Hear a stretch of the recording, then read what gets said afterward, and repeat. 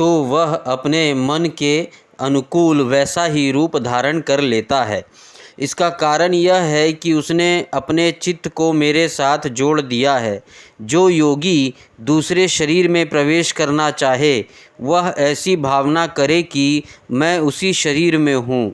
ऐसा करने से उसका प्राण वायु रूप धारण कर लेता है और वह एक फूल से दूसरे फूल पर जाने वाले भौरे के समान अपना शरीर छोड़कर दूसरे शरीर में प्रवेश कर जाता है।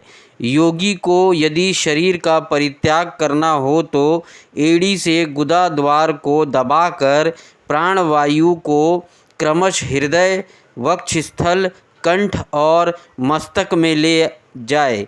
फिर ब्रह्मरंध्र के द्वारा उसे ब्रह्म में लीन करके शरीर का परित्याग कर दे।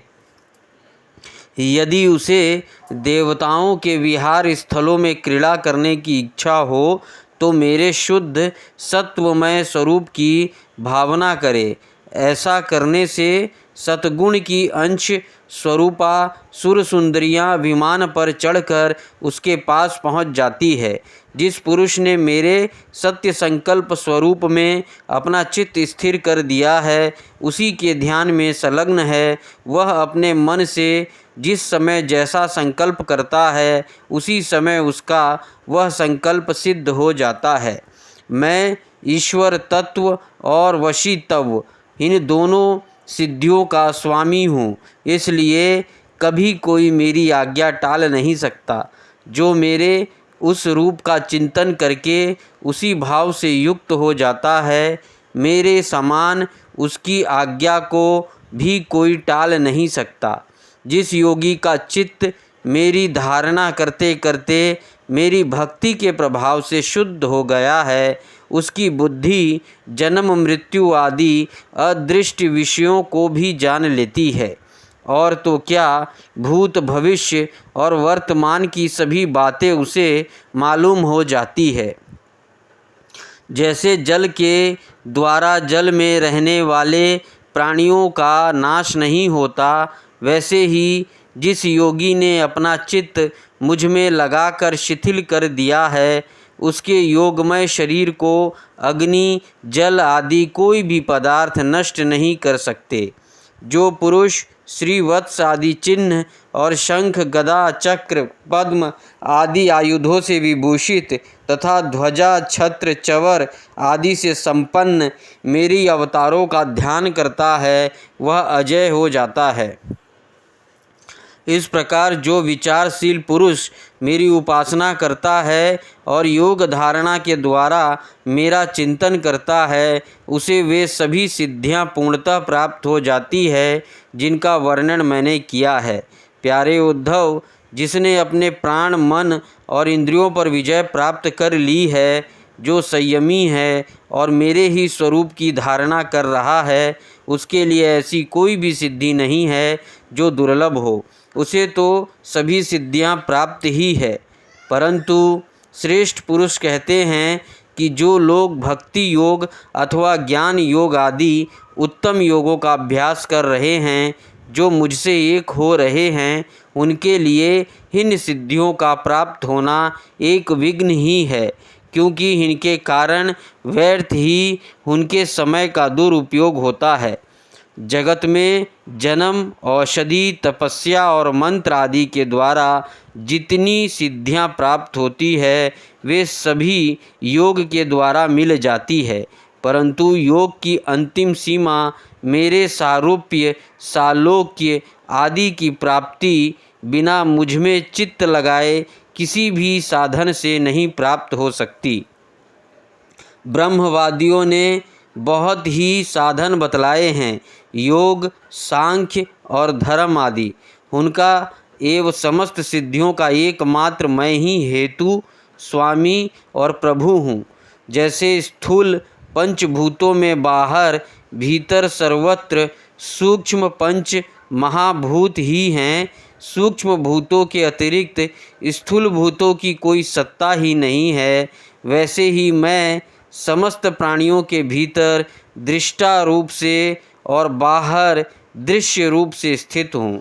मुझमें बाहर भीतर का भेद भी नहीं है, क्योंकि मैं निरावरण एक अद्वितीय आत्मा हूँ। 16वां अध्याय भगवान की विभूतियों का वर्णन। उद्धव जी ने कहा, भगवान आप स्वयं पर ब्रह्म हैं, ना आपकी आदि है और ना अंत। आप आवरण रहित अद्वितीय तत्व हैं। समस्त प्राणियों और पदार्थों की उत्पत्ति, स्थिति, रक्षा और प्रलय के कारण भी आप ही हैं। आप ऊंचे नीचे सभी प्राणियों में स्थित हैं, परंतु जिन लोगों ने अपने मन और इंद्रियों को वश में नहीं किया है, वे आपको नहीं जान सकते। आपकी यथा उचित उपासना तो ब्रह्मवेत्ता पुरुष ही करते हैं। बड़े बड़े ऋषि मुनि आपके जिन रूपों और विभूतियों की परम भक्ति के साथ उपासना करके सिद्धि प्राप्त करते हैं, वह आप मुझसे कहिए। समस्त प्राणियों के जीवन दाता प्रभु, आप समस्त प्राणियों के अंतरात्मा हैं। आप उनमें अपने को गुप्त रखकर लीला करते हैं। आप तो सबको देखते हैं, परंतु जगत के प्राणी आपकी माया से ऐसे मोहित हो रहे हैं कि वे आपको नहीं देख पाते। अचिंत्य ऐश्वर्य संपन्न प्रभु, पृथ्वी, स्वर्ग, पाताल तथा दिशा विदिशाओं में आपके प्रभाव से युक्त जो भी विभूतियां हैं, आप कृपा करके मुझसे उनका वर्णन कीजिए। प्रभु, मैं आपके उन चरण कमलों की वंदना करता हूँ जो समस्त तीर्थों को भी तीर्थ बनाने वाले हैं। भगवान श्री कृष्ण ने कहा, प्रिय उद्धव, तुम प्रश्न का मर्म समझने वालों में शिरोमणि हो। जिस समय कुरुक्षेत्र में कौरव पांडवों का युद्ध छिड़ा हुआ था, उस समय शत्रुओं से युद्ध के लिए तत्पर अर्जुन ने मुझसे यही प्रश्न किया था। अर्जुन ने मन में ऐसी धारणा हुई कि कुटुंबियों को मारना और सो भी राज्य के लिए बहुत ही निंदनीय धर्म है। साधारण पुरुषों के समान वह यह सोच रहा था कि मैं मारने वाला हूँ और ये सब मरने वाले हैं। यह सोचकर वह युद्ध से उपरक्त हो गया। तब मैंने रणभूमि में बहुत सी युक्तियाँ देकर वीर शिरोमणि अर्जुन को समझाया था। उस समय अर्जुन ने भी मुझसे यही प्रश्न किया था जो तुम कर रहे हो। उद्धव जी, मैं समस्त प्राणियों का आत्मा, हितैषी, सहृदय और ईश्वर नियामक हूँ। मैंने ही इन समस्त प्राणियों और पदार्थों के रूप में हूँ और उनकी उत्पत्ति, स्थिति एवं प्रलय का कारण भी हूँ। गतिशील पदार्थों में मैं गति हूँ, अपने अधीन करने वालों में मैं काल हूँ, गुणों में मैं उनकी मूल स्वरूपा साम्यावस्था हूँ और जितने भी गुणवान पदार्थ हैं उनमें उनका स्वाभाविक गुण हूँ। गुणायुक्त वस्तुओं में मैं क्रिया शक्ति प्रधान प्रथम कार्य सूत्रात्मा हूँ और महानों में ज्ञान शक्ति प्रधान प्रथम कार्य महतत्व हूँ। सूक्ष्म वस्तुओं में मैं जीव हूँ और कठिनाई से वश में होने वाला मैं मन हूँ। मैं वेदों का अभिव्यक्ति स्थान हिरण्यगर्भ हूँ और मंत्रों में 3 मात्राओं वाला ओमकार हूँ। मैं अक्षरों में आकार, छंदों में त्रिपदा गायत्री हूँ। समस्त देवताओं में इंद्र, 8 वसुओं में अग्नि, 12 आदित्यों में विष्णु और 11 रुद्रों में नील लोहित नाम का रुद्र हूँ। मैं ब्रह्म ऋषियों में भृगु, राज ऋषियों में मनु, देव ऋषियों में नारद और गौओं में कामधेनु हूँ। मैं सिद्धेश्वरों में कपिल, पक्षियों में गरुड़, प्रजापतियों में दक्ष प्रजापति और पितरों में आर्यमा हूँ। प्रिय उद्धव, मैं दैत्यों में दैत्यराज प्रहलाद, नक्षत्रों में चंद्रमा, औषधियों में सोमरस एवं यक्ष राक्षसों में कुबेर हूँ। ऐसा समझो, मैं गजराजों में ऐरावत, जल निवासियों में उनका प्रभु वरुण, तपने और चमकने वालों में सूर्य तथा मनुष्यों में राजा हूँ। मैं घोड़ों में उच्चैश्रवा, धातुओं में सोना, दंडधारियों में यम और सर्पों में वासुकी हूँ। निष्पाप उद्धव जी, मैं नागराजों में शेषनाग, सिंह और दाढ़ वाले प्राणियों में उनका राजा सिंह, आश्रमों में सन्यास और वर्णों में ब्राह्मण हूँ। मैं तीर्थ और नदियों में गंगा, जलाशयों में समुद्र, अस्त्र शस्त्रों में धनुष तथा धनुर्धरों में त्रिपुरारी शंकर हूँ। मैं निवास स्थान में सुमेरु, दुर्गम स्थानों में हिमालय, वनस्पतियों में पीपल और धान्यों में जो हूँ। मैं पुरोहितों में वशिष्ठ, वेद वक्ताओं में बृहस्पति, समस्त सेनापतियों में स्वामी कार्तिक और सन्मार्ग प्रवक्ताओं में भगवान ब्रह्मा हूँ। पंच महायज्ञों में ब्रह्म यज्ञ हूँ। व्रतों में अहिंसा व्रत और शुद्ध करने वालों में पदार्थों में नित्य शुद्ध वायु, अग्नि, सूर्य, जल, वाणी एवं आत्मा हूँ। 8 प्रकार के योगों में मैं मनो निरोध रूप समाधि हूँ। विजय के इच्छुकों में रहने वाला मैं मंत्र बल हूँ। कौशलों में आत्मा और अनात्मा का विवेक रूप कौशल तथा ख्यातिवादियों में विकल्प हूँ। मैं स्त्रियों में मनु पत्नी शतरूपा, पुरुषों में स्वयंभू मनु, मुनीश्वरों में नारायण और ब्रह्मचारियों में सनत कुमार हूँ। मैं धर्मों में कर्म संन्यास अथवा ईशनात्र्य के त्याग द्वारा संपूर्ण प्राणियों को अभयदान रूप सच्चा संन्यास हूँ। अभय के साधनों में आत्मस्वरूप का अनुसंधान हूँ। अभिप्राय गोपन के साधनों में मधुर वचन एवं मौन हूँ। और स्त्री पुरुष के जोड़ों में मैं प्रजापति हूँ। जिन शरीर के 2 भागों से पुरुष और स्त्री का पहला जोड़ा पैदा हुआ, सदा सावधान रहकर जागने वालों में सवत्स रूप काल मैं हूँ।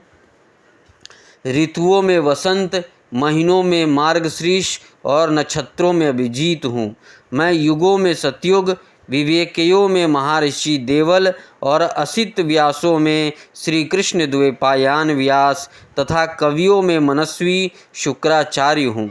सृष्टि की उत्पत्ति और लय, प्राणियों के जन्म और मृत्यु तथा विद्या और अविद्या को जानने वाले भगवान में मैं वासुदेव हूँ। मेरे प्रेमी भक्तों में तुम उद्धव, किम पुरुषों में हनुमान, विद्याधरों में सुदर्शन, जिसने अजगर के रूप में नंद बाबा को ग्रस लिया था और फिर भगवान के पाद स्पर्श से मुक्त हो गया था, मैं हूँ। रत्नों में पद्मराग, सुंदर वस्तुओं में कमल की कली, तृणों में कुश और हवस्यों में गाय का घी हूँ। मैं व्यापारियों में रहने वाली लक्ष्मी, छल कपट करने वालों में धृत क्रीड़ा, तितिक्षुओं की तितिक्षा और सात्विक पुरुषों में रहने वाला सतगुण हूँ। मैं बलवानों में उत्साह और पराक्रम तथा भगवत भक्तों में भक्ति युक्त निष्काम कर्म हूँ। वैष्णवों की पूज्य वासुदेव, संकर्षण, प्रद्युम्न, अनिरुद्ध, नारायण, हयग्रीव, वराह, नरसिंह और ब्रह्मा, इन 9 मूर्तियों में मैं पहली एवं श्रेष्ठ मूर्ति वासुदेव हूँ। मैं गंधर्वों में विश्वावसु और अप्सराओं में ब्रह्मा जी के दरबार की अप्सरा पूर्वाचिति हूँ। पर्वतों में स्थिरता और पृथ्वी में शुद्ध अविकारी गंध मैं ही हूँ। मैं जल में रस, तेजस्वियों में परम तेजस्वी अग्नि, सूर्य, चंद्र और तारा में प्रभा तथा आकाश में उसका एकमात्र गुण शब्द हूँ। उद्धव जी, मैं ब्राह्मण भक्तों में बलि, वीरों में अर्जुन, प्राणियों में उनकी उत्पत्ति, स्थिति और प्रलय हूँ। मैं ही पैरों में चलने की शक्ति, वाणी में बोलने की शक्ति, पायों में मल त्याग की शक्ति, हाथों में पकड़ने की शक्ति और जन इंद्रियों में आनंद उपभोग की शक्ति हूँ। त्वचा में स्पर्श की, नेत्रों में दर्शन की, रसना में स्वाद लेने की, कानों में श्रवण की और नासिका में सूंघने की शक्ति भी मैं ही हूँ। समस्त इंद्रियों की इंद्रिय शक्ति मैं ही हूँ। पृथ्वी, वायु, आकाश, जल, तेज, अहंकार, महतत्व, पंच महाभूत, जीव, अव्यक्त प्रकृति, सत्य, रज, तम और उनसे परे रहने वाला ब्रह्म, ये सब मैं ही हूँ। इन तत्वों की गणना लक्षणों द्वारा उनका ज्ञान तथा तत्व ज्ञान उसका फल भी मैं ही हूँ। मैं ही ईश्वर हूँ, मैं ही जीव हूँ, मैं ही गुण हूँ और मैं ही गुणी हूँ, मैं ही सबका आत्मा हूँ और मैं ही सब कुछ हूँ। मेरे अतिरिक्त और कोई भी पदार्थ कहीं भी नहीं है। यदि मैं गिनने लगूं तो किसी समय परमाणुओं की गणना तो कर सकता हूं, परंतु अपनी विभूतियों की गणना नहीं कर सकता, क्योंकि जब मेरे रचे हुए कोटि कोटि ब्रह्मांडों की भी गणना नहीं हो सकती, तब मेरी विभूतियों की गणना तो हो ही कैसे सकती है। ऐसा समझो कि जिसमें भी तेज, श्री कीर्ति, ऐश्वर्य, लज्जा, त्याग, सौंदर्य, सौभाग्य, पराक्रम, तितिक्षा और विज्ञान आदि श्रेष्ठ गुण हो, वह मेरा ही अंश है। उद्धव जी, मैंने तुम्हारे प्रश्न के अनुसार संक्षेप से विभूतियों का वर्णन किया। ये सब परमार्थ वस्तु नहीं है, मनोविकार मात्र है, क्योंकि मन से सोची और वाणी से कही हुई कोई भी वस्तु परमार्थ वास्तविक नहीं होती, उसकी एक कल्पना ही होती है। इसलिए तुम वाणी को स्वच्छंद भाषण से रोको, मन के संकल्प विकल्प बंद करो। इसके लिए प्राणों को वश में करो और इंद्रियों का दमन करो। सात्विक बुद्धि के द्वारा प्रपंच अभिमुख बुद्धि को शांत करो। फिर तुम्हें संसार के जन्म मृत्यु रूप बीहड़ मार्ग में भटकना नहीं पड़ेगा। जो साधक बुद्धि के द्वारा वाणी और मन को पूर्णतया वश में नहीं कर लेता, उसके व्रत, तप और दान उसी प्रकार क्षीण हो जाते हैं जैसे कच्चे घड़े में भरा हुआ जल। इसलिए मेरे प्रेमी भक्त को चाहिए कि मेरा परायण होकर भक्ति युक्त बुद्धि से वाणी, मन और प्राणों का संयम करे। ऐसा कर लेने पर फिर उसे कुछ करना शेष नहीं रहता, वह कृतकृत्य हो जाता है। 17वां अध्याय वर्णाश्रम धर्म निरूपण। उद्धव जी ने कहा, कमल नयन श्री कृष्ण, आपने पहले वर्णाश्रम धर्म का पालन करने वालों के लिए और सामान्यतः मनुष्य मात्र के लिए उस धर्म का उपदेश किया था जिससे आपकी भक्ति प्राप्त होती है। अब आप कृपा करके यह बतलाइए कि मनुष्य किस प्रकार से अपने धर्म का अनुष्ठान करे जिससे आपके चरणों में उसे भक्ति प्राप्त हो जाए। प्रभु महाबाहु माधव, पहले आपने हंस रूप से अवतार ग्रहण करके ब्रह्मा जी को अपने परम धर्म का उपदेश किया था। रिपु दमन बहुत समय बीत जाने के कारण वह इस समय मृत्यु लोक में प्रायः नहीं सा रह गया है, क्योंकि आपको उसका उपदेश किए बहुत दिन हो गए हैं। अच्युत, पृथ्वी में तथा ब्रह्मा की उस सभा भी जहाँ संपूर्ण वेद मूर्तिमान होकर विराजमान रहते हैं, आपके अतिरिक्त ऐसा कोई भी नहीं है जो आपके इस धर्म का प्रवचन, परिवर्तन अथवा संरक्षण कर सके। इस धर्म के प्रवर्तक, रक्षक और उपदेशक आप ही हैं। आपने पहले जैसे मधु दैत्य को मारकर वेदों की रक्षा की थी, वैसे ही अपने धर्म की भी रक्षा कीजिए। स्वयं प्रकाश परमात्मन, जब आप पृथ्वी तल से अपनी लीला संवरण कर लेंगे, तब तो इस धर्म का लोप ही हो जाएगा और फिर उसे कौन बताएगा। आप समस्त धर्मों के मर्मज्ञ हैं, इसलिए प्रभु आप उस धर्म का वर्णन कीजिए जो आपकी भक्ति प्राप्त कराने वाला है, और यह भी बतलाइए कि किसके लिए उसका कैसा विधान है। श्री सुखदेव जी कहते हैं, परीक्षित, जब इस प्रकार भक्त शिरोमणि उद्धव जी ने प्रश्न किया, तब भगवान श्री कृष्ण ने अत्यंत प्रसन्न होकर प्राणियों के कल्याण के लिए उन्हें सनातन धर्म का उपदेश दिया। भगवान श्री कृष्ण ने कहा, प्रिय उद्धव, तुम्हारा प्रश्न धर्ममय है, क्योंकि इससे वर्णाश्रम धर्मों मनुष्यों को परम कल्याण स्वरूप मोक्ष की प्राप्ति होती है। अतः मैं तुम्हें उन धर्मों का उपदेश करता हूँ, सावधान होकर सुनो। जिस समय इस कल्प का प्रारंभ हुआ था और पहला सतयुग चल रहा था, उस समय सभी मनुष्यों का हंस नामक एक ही वर्ण था। उस युग में सब लोग जन्म से ही कृतकृत्य होते थे, इसलिए उसका एक नाम कृतयुग भी है। उस समय केवल प्रणव ही वेद था और तपस्या, शौच, दया एवं सत्य रूप 4 चरणों से युक्त मैं ही वृषभ रूपधारी धर्म था। उस समय के निष्पाप एवं परम तपस्वी भक्तजन मुझ हंस स्वरूप शुद्ध परमात्मा की उपासना करते थे। परम भाग्यवान उद्धव, सतयुग के बाद त्रेता युग का आरंभ होने पर मेरे हृदय से श्वास प्रश्वास के द्वारा ऋग्वेद, समावेद, सामवेद और यजुर्वेद त्रय विद्या प्रकट हुई और उस त्रयी विद्या से होता, अर्धवयु और उद्गाता के कर्म रूप 3 भेदों वाले यज्ञ के रूप में मैं प्रकट हुआ। विराट पुरुष के मुख से ब्राह्मण, भुजा से क्षत्रिय, जंघा से वैश्य और चरणों से शूद्र की उत्पत्ति हुई। उनकी पहचान उनके स्वभाव अनुसार और आचरण से होती है। उद्धव जी, विराट पुरुष भी मैं ही हूँ, इसलिए मेरे ही उरु स्थल से गृहस्थ आश्रम, हृदय से ब्रह्मचर्य आश्रम, वक्ष स्थल से वानप्रस्थ आश्रम और मस्तक से संन्यास आश्रम की उत्पत्ति हुई। हिरण वर्ण और आश्रमों के पुरुषों के स्वभाव भी इनके जन्म स्थानों के अनुसार उत्तम, मध्यम और अधम हो गए। अर्थात उत्तम स्थानों से उत्पन्न होने वाले वर्ण और आश्रमों के स्वभाव उत्तम और अधम स्थानों से उत्पन्न होने वालों के अधम हुए। शम, दम, तपस्या, पवित्रता, संतोष, क्षमाशीलता, सीधापन, मेरी भक्ति, दया और सत्य ये ब्राह्मण वर्ण के स्वभाव हैं।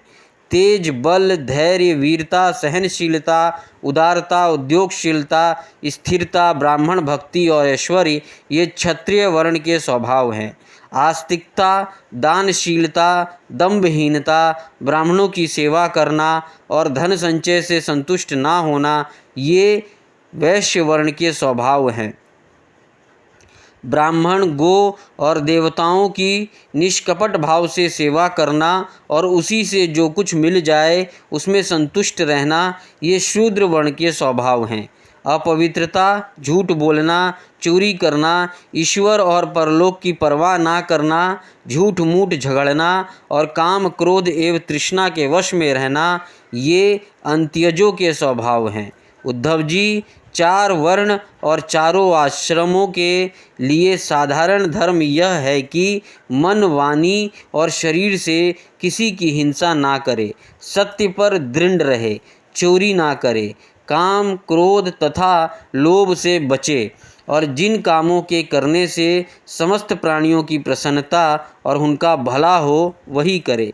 ब्राह्मण, क्षत्रिय तथा वैश्य गर्भाधान आदि संस्कारों के कर्म से यज्ञोपवीत संस्कार रूप द्वितीय जन्म प्राप्त करके गुरुकुल में रहे और अपनी इंद्रियों को वश में रखे।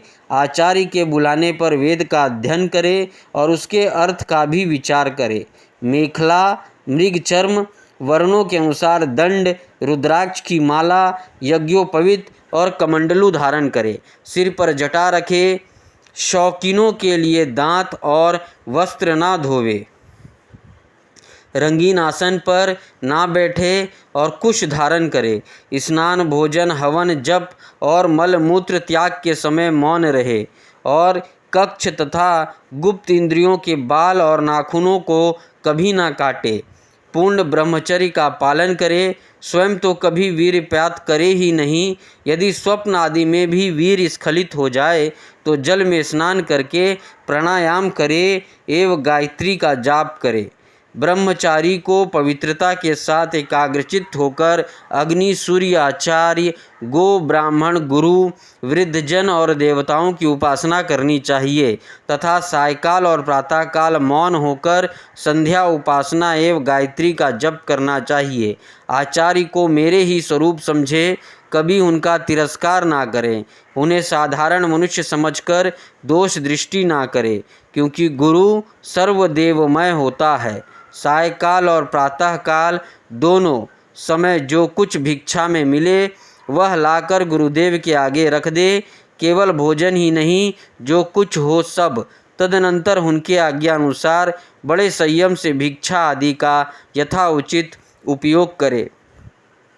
आचार्य, यदि जाते हो तो उनके पीछे पीछे चले। उनके सो जाने के बाद बड़ी सावधानी से उनसे थोड़ी दूर पर सोए।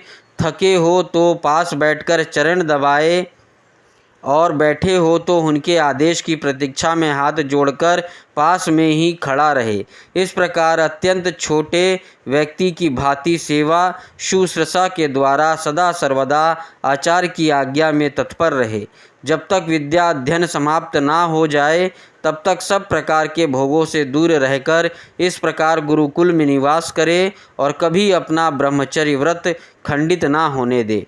यदि ब्रह्मचारी का विचार हो कि मैं मूर्तिमान वेदों के निवास स्थान ब्रह्मलोक में जाऊं, तो उसे आजीवन नैष्ठिक ब्रह्मचर्य व्रत ग्रहण कर लेना चाहिए और वेदों के स्वाध्याय के लिए अपना सारा जीवन आचार्य की सेवा में ही समर्पित कर देना चाहिए।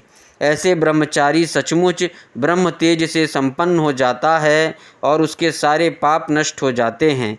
उसे चाहिए कि अग्नि गुरु अपने शरीर और समस्त प्राणियों में मेरी ही उपासना करे और यह भाव रखे कि मेरे तथा सबके हृदय में एक ही परमात्मा विराजमान है। ब्रह्मचारी, वानप्रस्थ और सन्यासियों को चाहिए कि वे स्त्रियों को देखना, स्पर्श करना, उनसे बातचीत या हंसी मस्खरी आदि करना दूर से ही त्याग दे। मैथुन करते हुए प्राणियों पर तो दृष्टिपातक का भी ना करे। प्रिय उद्धव, शौच, आचमन, स्नान, संध्या उपासना, सरलता, तीर्थ सेवन, जब समस्त प्राणियों में मुझे ही देखना, मन, वाणी और शरीर का संयम, यह ब्रह्मचारी, गृहस्थ, वानप्रस्थ और सन्यासी सभी के लिए एक सा नियम है। अस्पर्शों को ना छूना, अभक्ष्य वस्तुओं को ना खाना और जिनसे बोलना नहीं चाहिए उनसे ना बोलना, ये नियम भी सबके लिए है। नैष्ठिक ब्रह्मचारी ब्राह्मण इन नियमों का पालन करने से अग्नि के समान तेजस्वी हो जाता है। तीव्र तपस्या के कारण उसके कर्म संस्कार भस्म हो जाते हैं, अंतःकरण शुद्ध हो जाता है और वह मेरा भक्त होकर मुझे प्राप्त कर लेता है। प्यारे उद्धव, यदि नैष्ठिक ब्रह्मचर्य ग्रहण करने की इच्छा ना हो तो गृहस्थ आश्रम में प्रवेश करना चाहता हो तो विधि पूर्वक वेद अध्ययन समाप्त करके आचार्य को दक्षिणा देकर और उनकी अनुमति लेकर समावर्तन संस्कार करावे, स्नातक बनकर ब्रह्मचर्य आश्रम छोड़ दे। ब्रह्मचारी को चाहिए कि ब्रह्मचर्य आश्रम के बाद गृहस्थ अथवा वानप्रस्थ आश्रम में प्रवेश करे। यदि ब्राह्मण हो तो संन्यास भी ले सकता है अथवा उसे चाहिए कि क्रमशः एक आश्रम से दूसरे आश्रम में प्रवेश करे। किंतु मेरा आज्ञाकारी भक्त बिना आश्रम के रहकर अथवा विपरीत क्रम से आश्रम परिवर्तन कर स्वेच्छाचार में ना प्रवृत्त हो। प्रिय उद्धव, यदि ब्रह्मचर्य आश्रम के बाद गृहस्थ आश्रम स्वीकार करना हो तो ब्रह्मचारी को चाहिए कि अपने अनुरूप एवं शास्त्रोक्त लक्षणों से संपन्न कुलीन कन्या से विवाह करे। वह अवस्था में अपने से छोटी और अपनी ही वर्ण की होनी चाहिए। यदि कामवश अन्य वर्ण की कन्या से और विवाह करना हो तो क्रमशः अपने से निम्न वर्ण की कन्या से विवाह कर सकता है। यज्ञ आदि अध्ययन और दान करने का अधिकार ब्राह्मण, क्षत्रिय एवं वैश्यों को समान रूप से है, परंतु दान लेने, पढ़ाने और यज्ञ कराने का अधिकार केवल ब्राह्मण को ही है।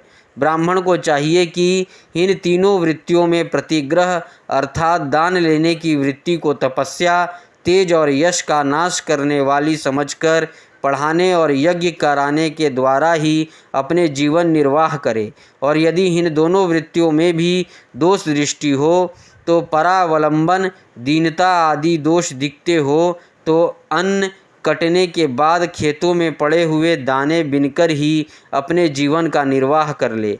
उद्धव, ब्राह्मण का शरीर अत्यंत दुर्लभ है। यह इसलिए नहीं है कि इसके द्वारा तुच्छ विषय भोग ही भोगे जाए, यह तो जीवन पर्यंत कष्ट भोगने, तपस्या करने और अंत में अनंत आनंद स्वरूप मोक्ष की प्राप्ति करने के लिए है। जो ब्राह्मण घर में रहकर अपने महान धर्म का निष्काम भाव से पालन करता है और खेतों में तथा बाज़ारों में गिरे पड़े दाने चुनकर संतोषपूर्वक अपने जीवन का निर्वाह करता है, साथ ही अपना शरीर, प्राण, अंतःकरण और आत्मा मुझ में समर्पित कर देता है और कहीं भी अत्यंत आसक्ति नहीं करता, तो वह बिना संन्यास लिए ही परम शांति स्वरूप परम पद प्राप्त कर लेता है। जो लोग विपत्ति में पड़े कष्ट पा रहे हैं, मेरे भक्त ब्राह्मणों को विपत्तियों से बचा लेते हैं। उन्हें मैं शीघ्र ही समस्त आपत्तियों से उसी प्रकार बचा लेता हूँ जैसे समुद्र में डूबते हुए प्राणी को नौका बचा लेती है। राजा पिता के समान सारी प्रजा का कष्ट से उद्धार करे, उन्हें बचाए, जैसे गजराज दूसरे गजों की रक्षा करता है और धीर होकर स्वयं अपने आप से अपना उद्धार करे। जो राजा इस प्रकार प्रजा की रक्षा करता है, वह सारे पापों से मुक्त होकर अंत समय में सूर्य के समान तेजस्वी विमान पर चढ़कर स्वर्गलोक में जाता है और इंद्र के साथ सुख भोगता है। यदि ब्राह्मण अध्यापन अथवा यज्ञ आदि अपनी जीविका ना चला सके, तो वैश्यवृत्ति का आश्रय ले और जब तक विपत्ति दूर ना हो जाए तब तक करे। यदि बहुत बड़ी आपत्ति का सामना करना पड़े तो तलवार उठाकर क्षत्रियों की वृत्ति से भी अपना काम चला ले, परंतु किसी भी अवस्था में नीचों की सेवा, जिसे श्राण वृत्ति कहते हैं, ना करे। इस प्रकार यदि क्षत्रिय भी प्रजा पालन आदि के द्वारा अपने जीवन का निर्वाह ना कर सके, तो वैश्यवृत्ति व्यापार आदि कर ले। बहुत बड़ी आपत्ति हो तो शिकार के द्वारा अथवा विद्यार्थियों को पढ़ाकर अपनी आपत्ति के दिन काट दे, परंतु नीचों की सेवा, श्राण वृत्ति का आश्रय कभी ना ले। वैश्य भी आपत्ति के समय शूद्रों की वृत्ति सेवा से अपना जीवन निर्वाह कर ले और शूद्र चटाई बुनने आदि कारुवृत्ति का आश्रय ले, परंतु उद्धव, ये सारी बातें आपत्ति काल के लिए ही है। आपत्ति का समय बीत जाने पर निम्न वर्णों की वृत्ति से जीवक का उपार्जन करने का लोभ ना करे। गृहस्थ पुरुषों को चाहिए कि वेद अध्ययन रूप ब्रह्मयज्ञ, तर्पण रूप पितृयज्ञ, हवन रूप देवयज्ञ, काक बलि आदि भूत यज्ञ और अन्नदान रूप अतिथि यज्ञ आदि के द्वारा मेरे स्वरूप भूत ऋषि, देवता, पितर, मनुष्य एवं अन्य समस्त प्राणियों की यथाशक्ति प्रतिदिन पूजा करता रहे। गृहस्थ पुरुषों को अनायास प्राप्त अथवा शास्त्रोक्त रीति से उपार्जित अपने शुद्ध धन से अपने भृत्य आश्रितों प्रजाजनों को किसी प्रकार का कष्ट ना पहुँचाते हुए न्याय और विधि के साथ ही यज्ञ करे। प्रिय उद्धव, गृहस्थ पुरुष कुटुंब में आसक्त ना हो, बड़ा कुटुंब होने पर भी भजन में प्रमाद ना करे। बुद्धिमान पुरुष को यह बात भी समझ लेनी चाहिए कि जैसे इस लोक की सभी वस्तुएं नाशवान हैं, वैसे ही स्वर्ग आदि परलोक के भोग भी नाशवान ही है। यह जो स्त्री पुत्र भाई बंधु और गुरुजनों का मिलना जुलना है, यह वैसा ही है जैसे किसी प्याव पर कुछ बटोही इकट्ठे हो गए हो। सबको अलग अलग रास्ते जाना है। जैसे स्वप्न नींद टूटने तक ही रहता है, वैसे ही हीन मिलने जुलने वालों का संबंध ही बस शरीर के रहने तक ही रहता है। फिर तो कौन किसको पूछता है। गृहस्थों को चाहिए कि इस प्रकार विचार करके घर गृहस्थी में फंसे नहीं, उसमें इस प्रकार अनासक्त भाव से रहे मानो कोई अतिथि निवास कर रहा हो।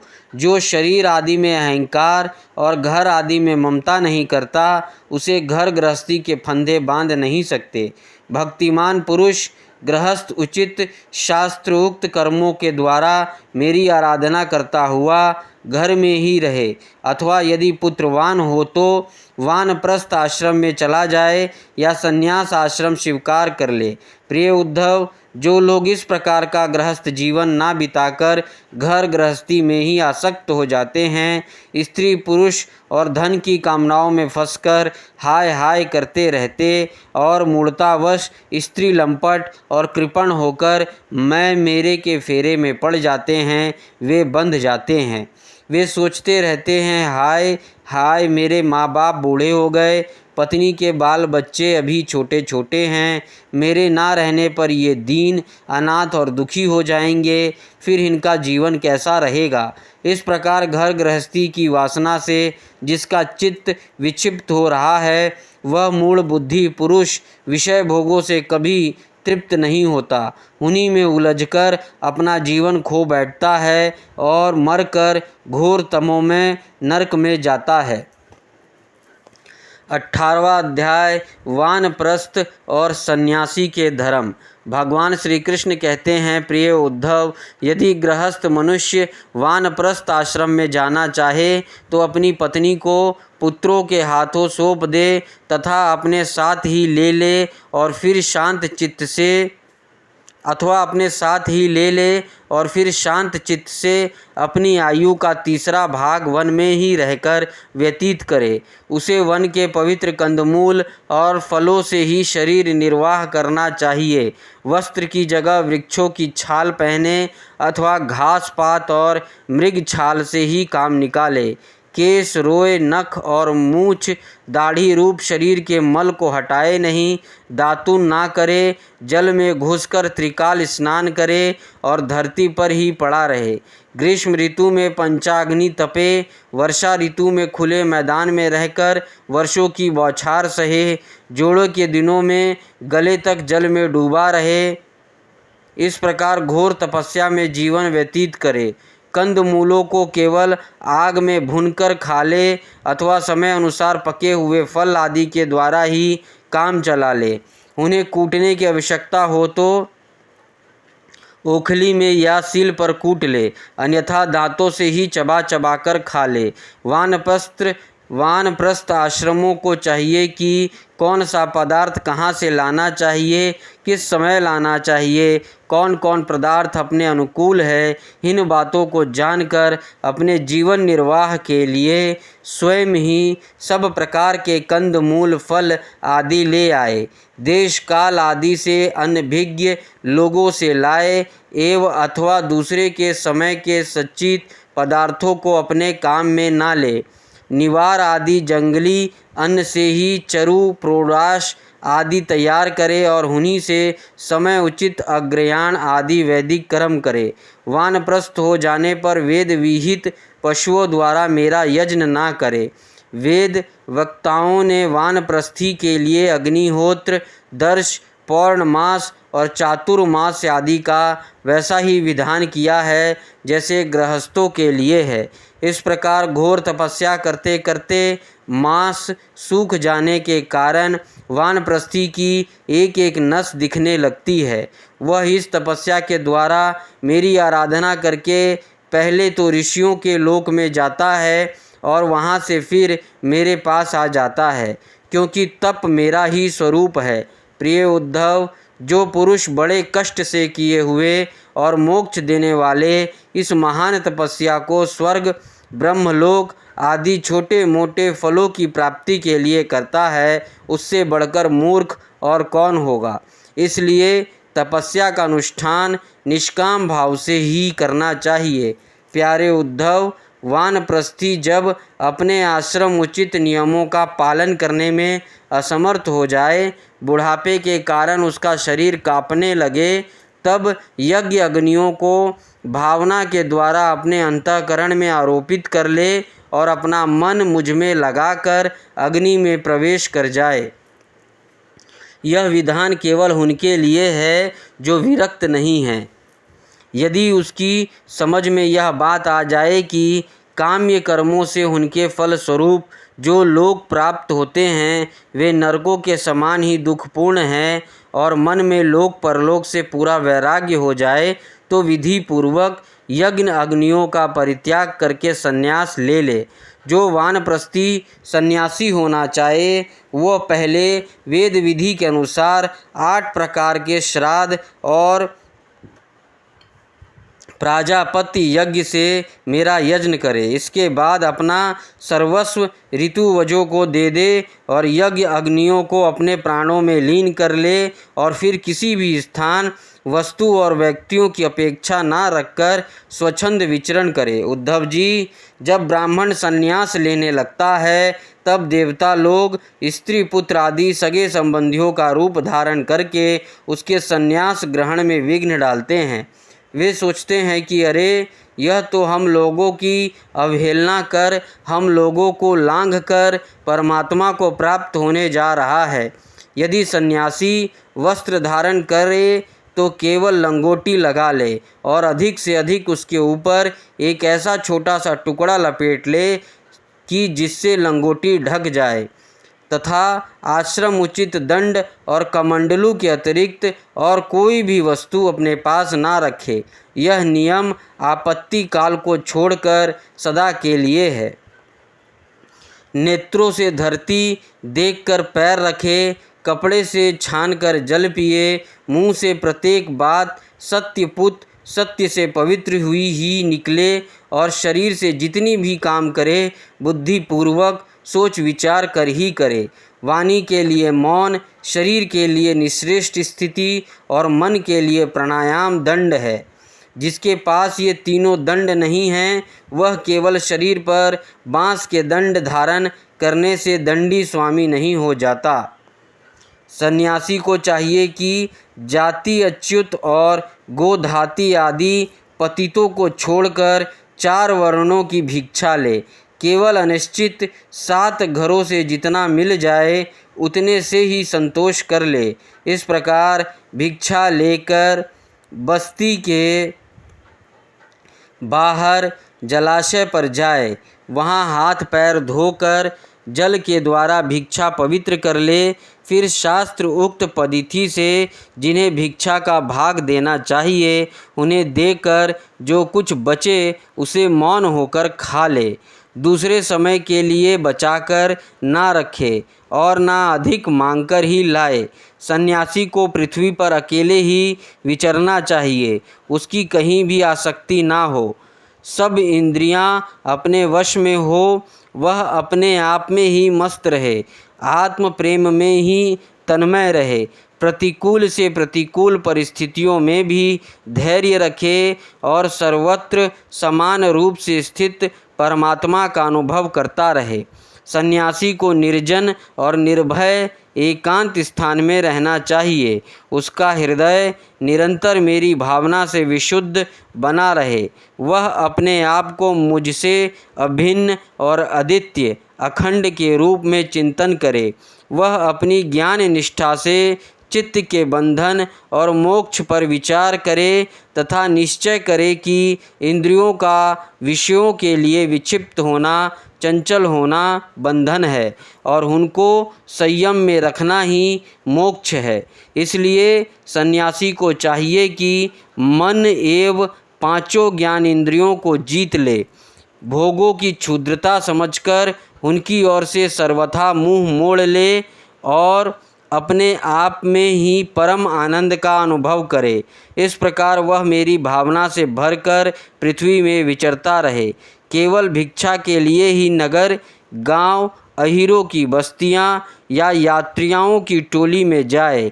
पवित्र देश, नदी, पर्वत, वन और आश्रमों से पूर्ण पृथ्वी में बिना कहीं ममता जोड़े घूमता फिरता रहे। भिक्षा भी अधिकतर वानप्रस्थियों के आश्रम से ही ग्रहण करे, क्योंकि कटे हुए खेतों के दाने से बनी हुई भिक्षा शीघ्र ही चित्त को शुद्ध कर देती है और उससे बचा खुचा मोह दूर होकर सिद्धि प्राप्त हो जाती है। विचारवान सन्यासी दृश्यमान जगत को सत्य वस्तु कभी ना समझे, क्योंकि यह तो प्रत्यक्ष ही नाशवान है। इस जगत में कहीं भी अपने चित्त को लगाए नहीं। इस लोक और परलोक में जो कुछ करने पाने की इच्छा हो उससे विरक्त हो जाए। सन्यासी विचार करे कि आत्मा में जो मन, वाणी और प्राणों का संगात रूप यह जगत है वह सारा का सारा माया ही है।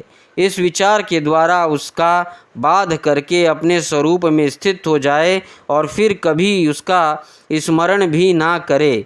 ज्ञाननिष्ठ, विरक्त, मुमुक्षु और मोक्ष की भी अपेक्षा ना रखने वाला मेरा भक्त आश्रमों की मर्यादा में बद्ध नहीं है। वह चाहे तो आश्रमों और उनके चिन्हों को छोड़कर वेद शास्त्रों के विधि निषेधों से परे होकर स्वच्छंद विचरे। वह बुद्धिमान होकर भी बालकों के समान खेले, निपुण होकर भी जड़वत रहे, विद्वान होकर भी पागल की तरह बातचीत करे और समस्त वेद विधियों का जानकार होकर भी पशु वृत्ति से रहे। उसे चाहिए कि वेदों के कर्म कांड भाग की व्याख्याओं में ना लगे, पाखंड ना करे, तर्क वितर्क से बचे और जहाँ कोरा वाद विवाद हो रहा हो वहाँ कोई पक्ष ना ले। वह इतना धैर्यवान हो कि उसके मन में किसी भी प्राणी से उद्वेग ना हो और वह स्वयं भी किसी प्राणी को उद्गीन ना करे। उसकी कोई निंदा करे तो प्रसन्नता से सह ले, किसी का अपमान ना करे। प्रिय उद्धव, सन्यासी इस शरीर के लिए किसी से भी वैर ना करे।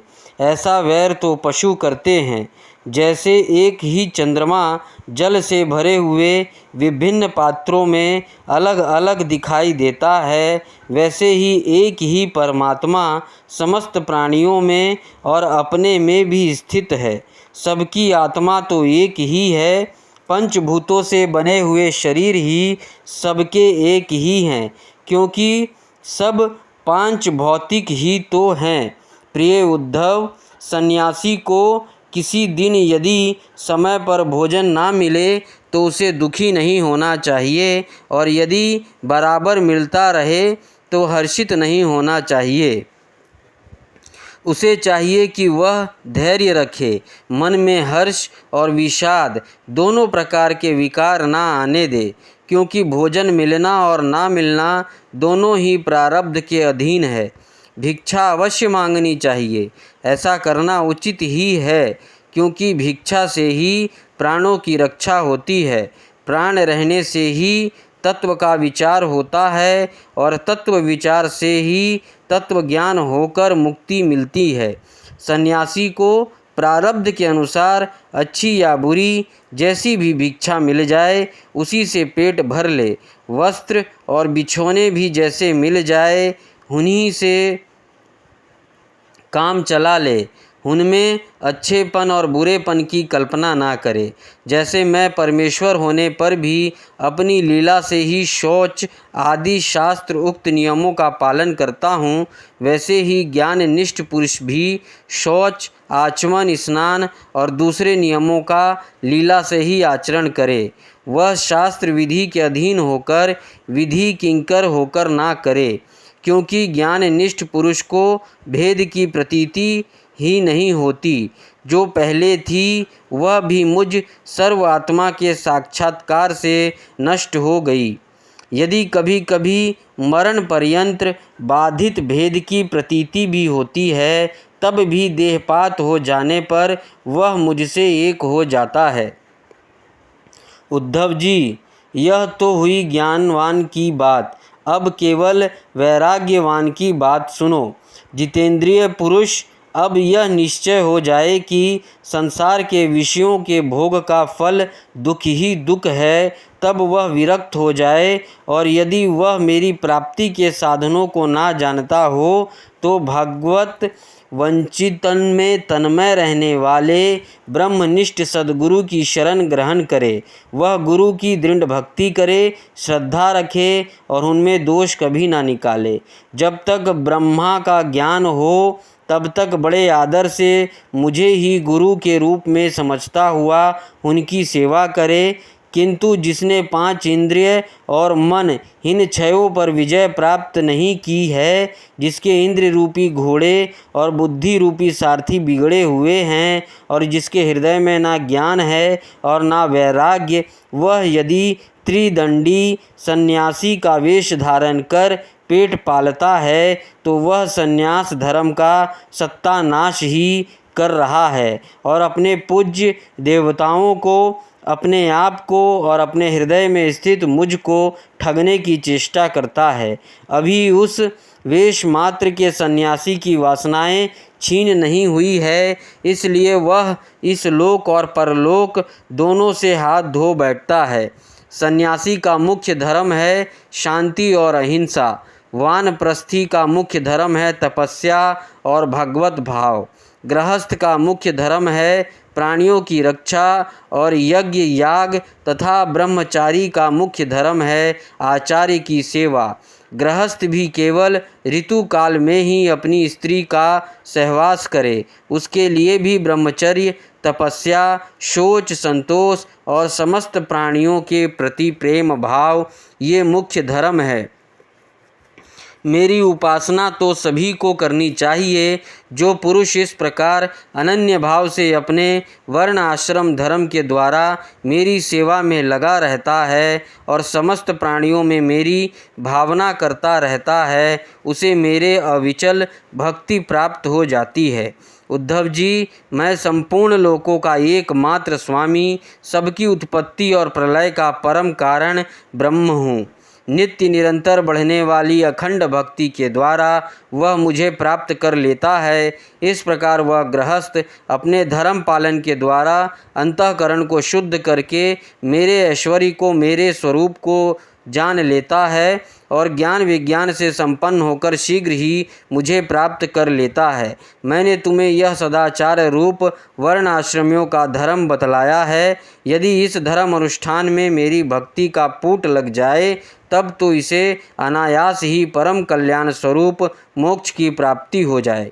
साधु स्वभाव उद्धव, तुमने मुझसे जो प्रश्न किया था उसका उत्तर मैंने दे दिया और यह बतला दिया कि अपने धर्म का पालन करने वाले भक्त मुझ परम ब्रह्म स्वरूप को किस प्रकार प्राप्त होता है। 19वां अध्याय भक्ति, ज्ञान और यम नियम आदि साधनों का वर्णन। भगवान श्री कृष्ण कहते हैं, उद्धव जी, जिसने उपनिषद आदि शास्त्रों के श्रवण मनन और निधि ध्यान से द्वारा आत्म साक्षात्कार कर लिया है, जो श्रोत्रिय एवं ब्रह्मनिष्ठ है, जिसका निश्चय केवल युक्तियाँ और अनुमानों पर ही निर्भर नहीं करता, दूसरे शब्दों में जो केवल परोक्ष ज्ञानी नहीं है, वह यह जानकर कि संपूर्ण द्वैत प्रपंच और इसकी निर्वृत्ति का साधन वृत्ति ज्ञान माया मात्र है, उन्हें मुझ में लीन कर दे। वे दोनों ही मुझ आत्मा में अध्यस्त हैं, ऐसा जान ले। ज्ञानी पुरुष का अभीष्ट पदार्थ मैं ही हूँ, उसके साधन साध्य स्वर्ग और अपवर्ग भी मैं ही हूँ। मेरे अतिरिक्त और किसी भी पदार्थ से वह प्रेम नहीं करता। जो ज्ञान और विज्ञान से संपन्न सिद्ध पुरुष है, वे ही मेरी वास्तविक स्वरूप को जानते हैं। इसलिए ज्ञानी पुरुष मुझे सबसे प्रिय हैं। उद्धव जी, ज्ञानी पुरुष अपने ज्ञान के द्वारा निरंतर मुझे अपने अंतःकरण में धारण करता है। तत्व ज्ञान के लेश मात्र का उदय होने से जो सिद्धि प्राप्त होती है, वह तपस्या, तीर्थ, जप, दान अथवा अंतःकरण शुद्धि के और किसी भी साधन से पूर्णतया नहीं हो सकती। इसलिए मेरे प्यारे उद्धव, तुम ज्ञान के सहित अपने आत्मस्वरूप को जान लो और फिर ज्ञान विज्ञान से संपन्न होकर भक्ति भाव से मेरा भजन करो।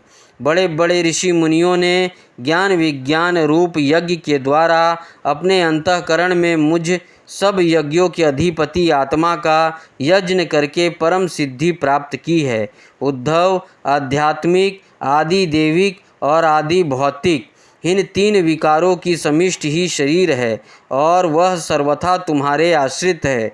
यह पहले नहीं था और अंत में रहेगा, केवल बीच में ही दिख रहा है। इसलिए इस जादू के खेल के समान माया ही समझना चाहिए। इसके जो जन्मना, रहना, बढ़ना, बदलना, घटना और नष्ट होना, ये 6 भाव विकार हैं, इनसे तुम्हारा कोई संबंध नहीं है। यही नहीं, ये विकार उसके भी नहीं हैं, क्योंकि वह स्वयं आसक्त है।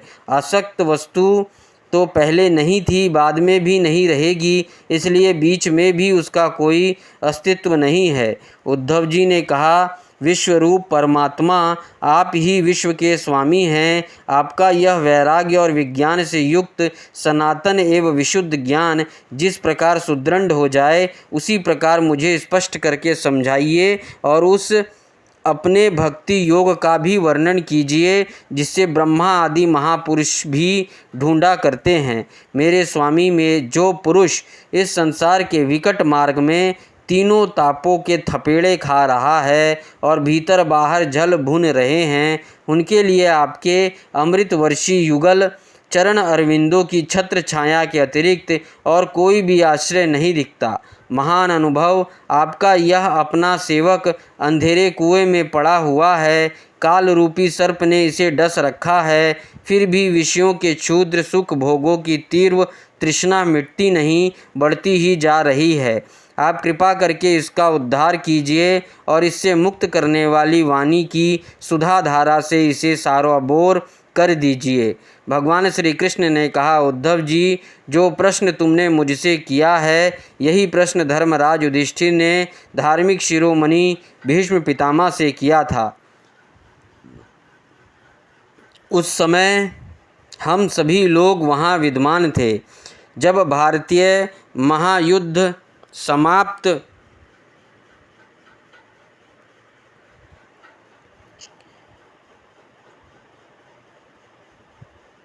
जब भारतीय महायुद्ध समाप्त हो चुका था और धर्मराज युधिष्ठिर अपने स्वजन संबंधियों के संहार से शोक विहल हो रहे थे, तब उन्होंने भीष्म पितामह से बहुत से धर्मों का विवरण सुनने के पश्चात मोक्ष के साधनों के संबंध में प्रश्न किया था।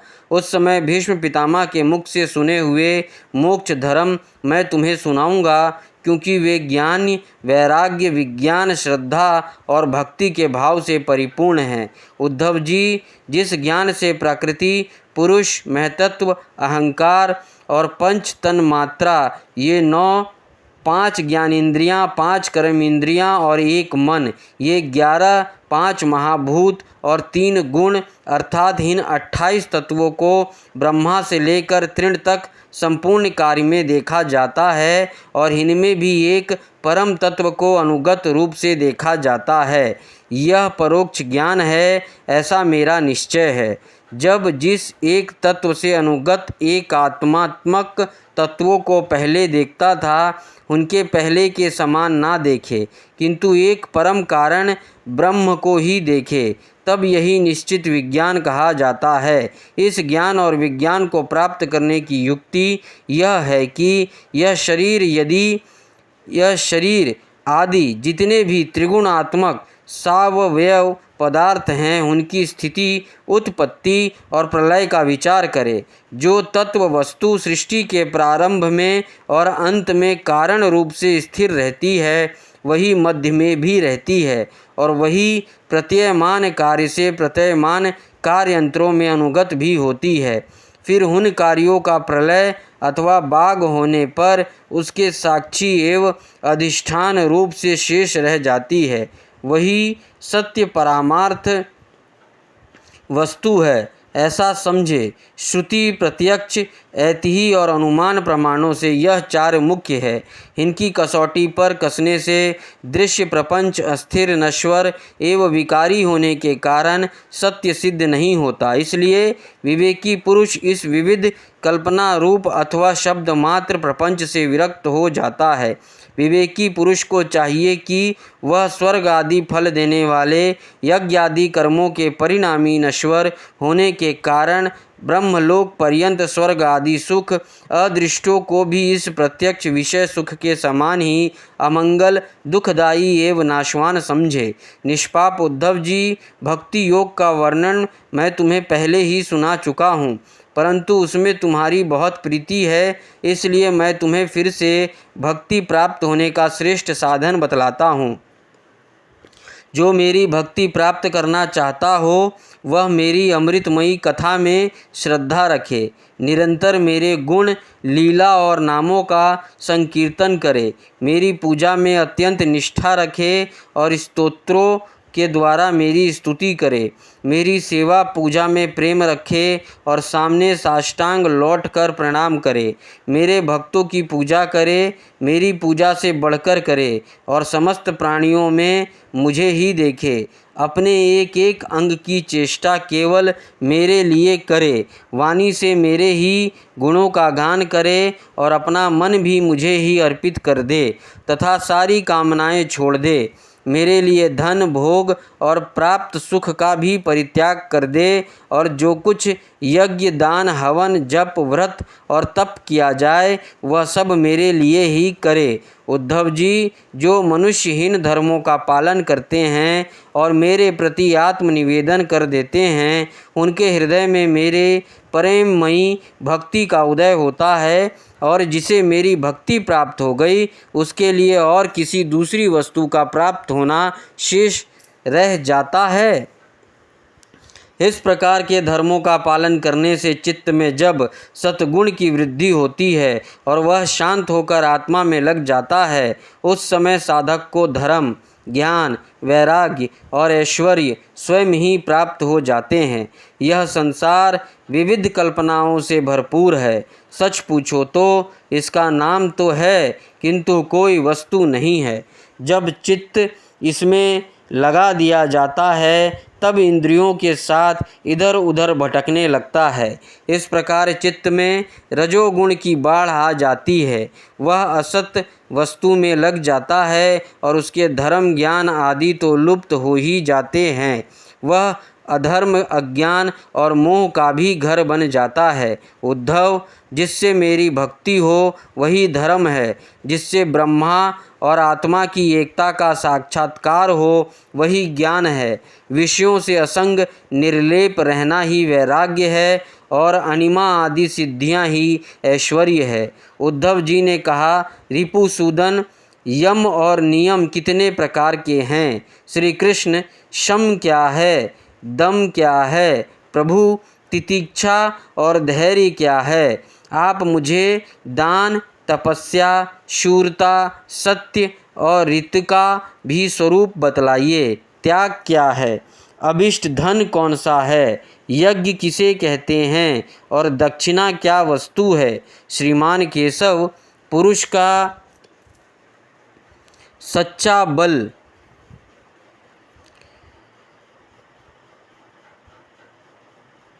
क्या है? भग किसे कहते हैं? लाभ क्या वस्तु है? उत्तम विद्या, लज्जा, श्री तथा सुख और दुख क्या है? पंडित और मूर्ख के लक्षण क्या हैं? सुमार्ग और कुमार्ग का क्या लक्षण है? स्वर्ग और नरक क्या है? भाई बंधु किसे मानने चाहिए? घर क्या है? धनवान और निर्धन किसे कहते हैं? कृपण कौन है और ईश्वर किसे कहते हैं?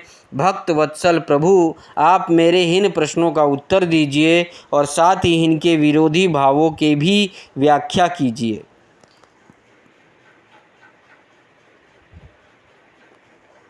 भगवान श्री कृष्ण ने कहा, यम 12 हैं: अहिंसा, सत्य, असत्य, चोरी ना करना, असंगता, लज्जा, असंचय, आवश्यकता से अधिक धन आदि ना जोड़ना, आस्तिकता, ब्रह्मचर्य, मौन, स्थिरता, क्षमा और अभय।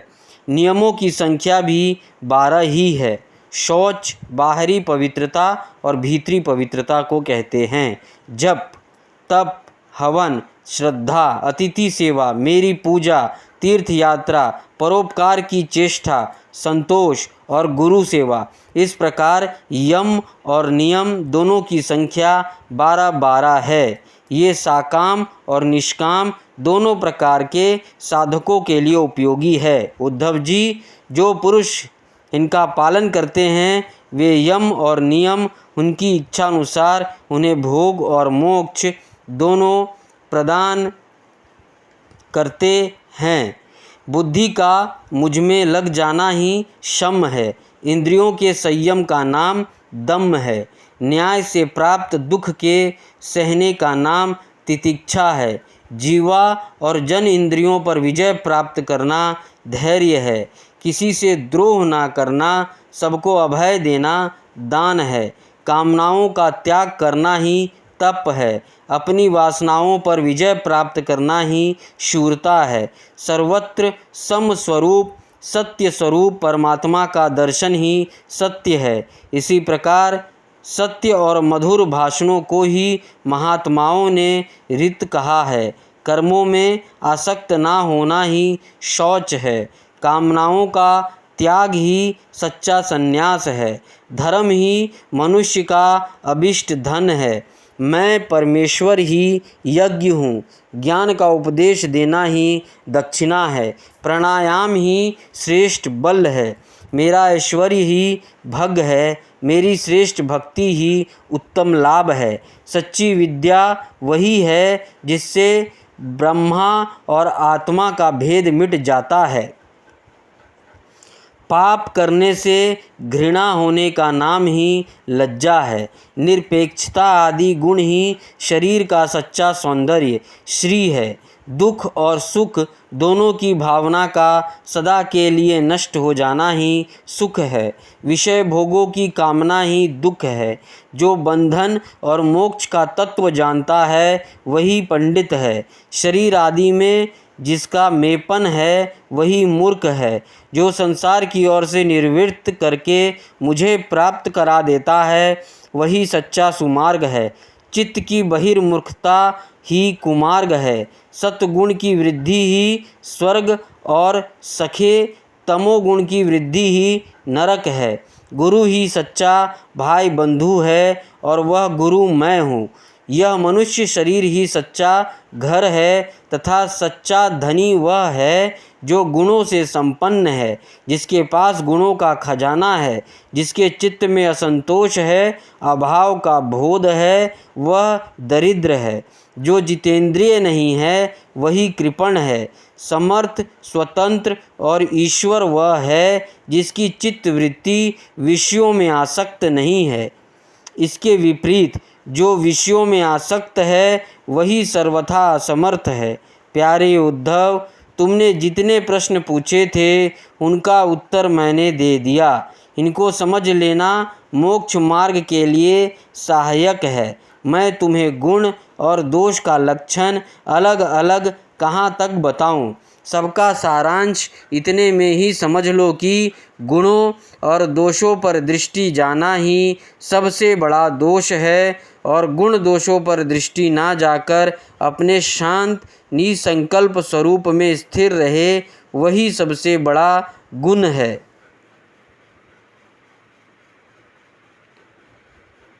20वां अध्याय ज्ञान योग, कर्म योग और भक्ति योग।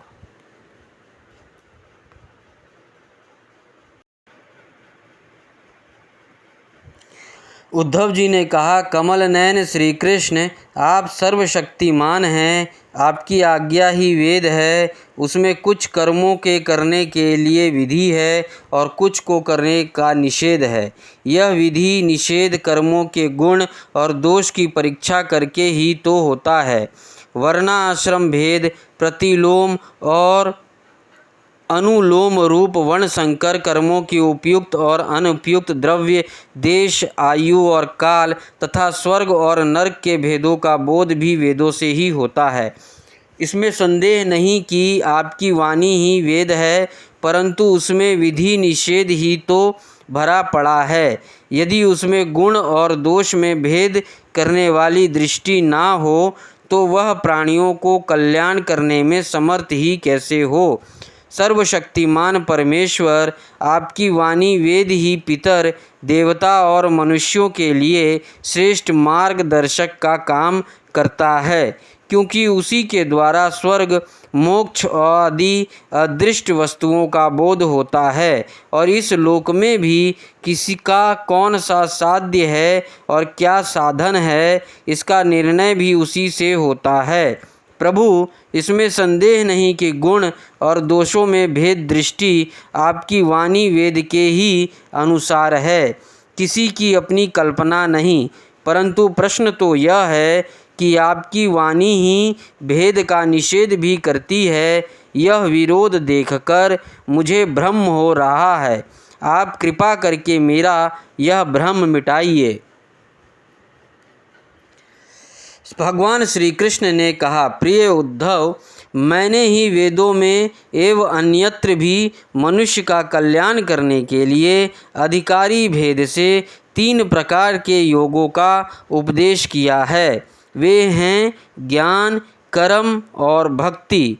मनुष्य के परम कल्याण के लिए इनके अतिरिक्त और कोई उपाय कहीं नहीं है। उद्धव जी, जो लोग कर्मों तथा उनके फलों से विरक्त हो गए हैं और उन्हें त्याग कर चुके हैं, वे ज्ञान योग अधिकारी हैं। इसके विपरीत जिनके चित्त में कर्मों और उनके फलों से वैराग्य नहीं हुआ है, उनसे दुख बुद्धि नहीं हुई है, वे साकाम व्यक्ति कर्म योग के अधिकारी हैं। जो